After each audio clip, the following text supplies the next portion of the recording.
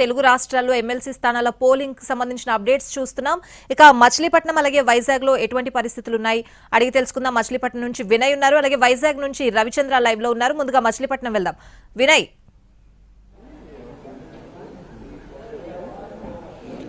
Swathi, Krishna Guntur graduate ఎన్నికలకు సంబంధించి ఆ పోలింగ్ ముగిసింది. ఎటువంటి అవాంఛనీయ సంఘటనలు జరగకుండా ఇక్కడ ఎన్నికలు సాగాయి. మొత్తం 77 పోలింగ్ కేంద్రాల్లో ఇక్కడ ఎన్నికలు జరుగుతాయి. 44 సంస్థాత్మకమైన కేంద్రాలు చెప్పినప్పుడు కూడా ఎటువంటి అవాంఛనీయ సంఘటనలు జరగలేదు. ఉదయం కొద్దిగా స్లోగా పోలింగ్ జరిగినా కూడా తర్వాత ఆ పోలింగ్ అన్నది పికప్ అయింది.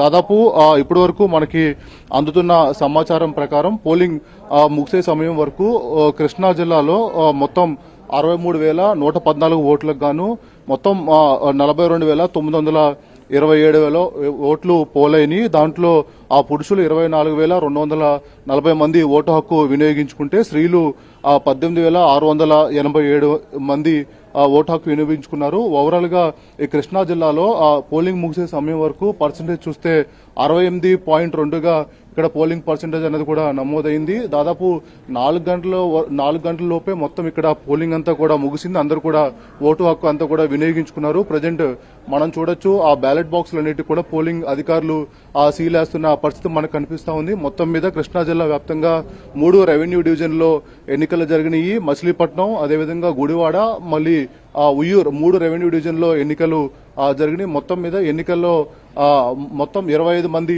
అభ్యర్థులు ఉన్నప్పుడు కూడా ప్రధానంగా కూటమి అభ్యర్థి మనం ప్రజెంట్ ఈ కంటెస్టెంట్ లిస్ట్ లో చూసుకున్నట్టయితే కూటమి అభ్యర్థి ఆలపాటి రాజా నెంబర్ 1 గా ఉన్నారు. ఆయన మధ్య అదేవిధంగా నంబర్ 23 దగ్గర కనిపిస్తున్న కె లక్ష్మణరావు ఇండిపెండెంట్ అభ్యర్థి, వీళ్ళిద్దరి మధ్య ఇక్కడ కృష్ణా గుంటూరు గ్రాడ్యుయేట్ లో ఇద్దరి మధ్య కూడా పోటీ జరిగిందని కూడా చెప్పొచ్చు. దాంట్లో భాగంగానే 25 మంది ఉన్నప్పుడు కూడా వీళ్ళిద్దరి మధ్యనే ఎన్నిక అనేది కూడా హోరాహోరీగా జరిగింది. అక్కడ ఈక్వేషన్స్ కూడా అలాగే కనిపిస్తా ఉన్నాయి. మొత్తం పోలింగ్ ముగిసే సమయానికి 68.2% నమోదైంది. ప్రజెంట్ మనం ఆ విజువల్లో చూడొచ్చు. ఆ బ్యాలెట్ బాక్సులకు సంబంధించి పోలింగ్ అధికారులందరూ కూడా సీల్ వేస్తున్న పరిస్థితి కనిపిస్తా ఉంది. దీని అనంతరం ఇక్కడ ఉన్న కృష్ణా జిల్లాలో ఉన్న బ్యాలెట్ బాక్సులన్నీ కూడా ఆ గ్లోబల్ కాలేజ్ దగ్గర స్ట్రాంగ్ రూమ్ ఏర్పాటు చేశారు. అక్కడికి తరలిస్తారు. అక్కడ నుంచి ఆ గుంటూరు తీసుకెళ్లబోతున్నారు. ఉదయం ఆ పోలింగ్ స్టార్ట్ అయినప్పుడు కొద్దిగా స్లోగా పోలింగ్ స్టార్ట్ అయినప్పుడు కూడా తర్వాత గ్రాడ్యువల్ గా పోలింగ్ అన్నది పెరుగుతూ వస్తా ఉంది. మొత్తం మీద